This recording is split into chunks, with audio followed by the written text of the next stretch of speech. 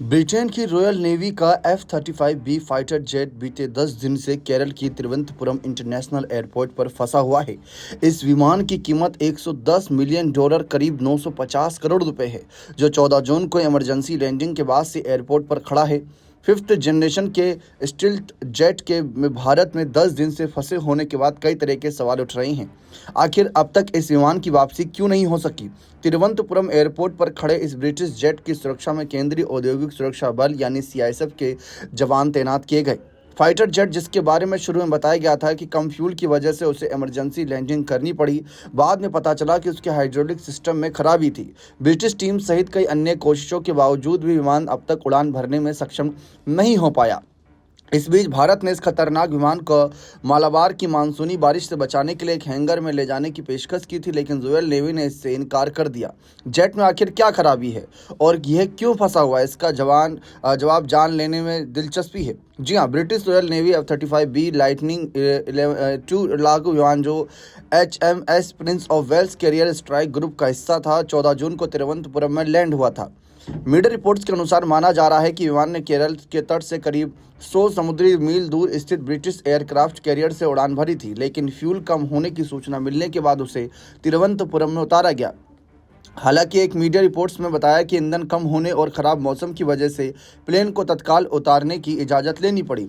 पिछले हफ्ते भारतीय वायुसेना के एक प्रवक्ता ने कहा था कि F-35 का डायवर्जन सामान्य बात है। भारतीय वायुसेना को पूरी जानकारी है और उसने फ्लाइट सिक्योरिटी कारणों में से विमान को सुविधा मुहैया कराई है। सभी तरह की मदद दी गई है और वायुसेना अभी कहीं ना कहीं एजेंसियों के साथ कोऑर्डिनेट कर रही है।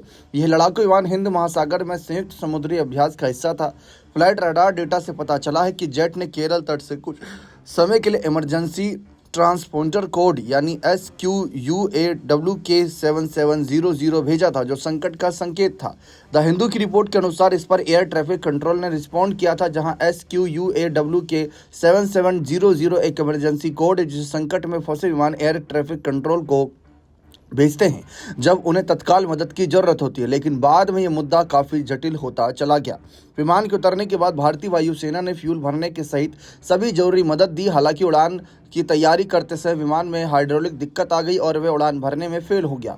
फाइटर जेट में हाइड्रोलिक्स बहुत अहम होते हैं, क्योंकि वे लैंडिंग गियर, ब्रेक और फ्लाइट कंट्रोल जैसे प्रमुख काम को कंट्रोल करते हैं। ये जेट को पैतरेबाजी करने और इधर उधर घूमने में मदद करते हैं। कैरियर स्ट्राइक ग्रुप के ब्रिटिश रॉयल नेवी टेक्नीशियन ने तिरुवनंतपुरम विमान की जांच की, लेकिन गड़बड़ी ठीक नहीं कर सके। हाइड्रोलिक फेलियर को जेट के मुख्य सिस्टम को प्रभावित करती है, जिससे जेट उड़ान के लायक नहीं रह जाता। रक्षा अधिकारियों ने संकेत दिया कि अगर जमीनी स्तर पर मरम्मत की कोशिश फेल हो जाती है तो विमान को सैन्य परिवहन विमान के जरिए एयरक्राफ्ट कैरियर या ब्रिटेन वापस ले जाना पड़ सकता है। एडवांस F-35B, जो अपनी शॉर्ट टेक ऑफ और वर्टिकल लैंडिंग क्षमता और हाईटेक सेंसर सिस्टम के लिए जाना जाता है, दुनिया के सबसे महंगे और तकनीकी रूप से उन्नत लड़ाकू विमान में से एक है।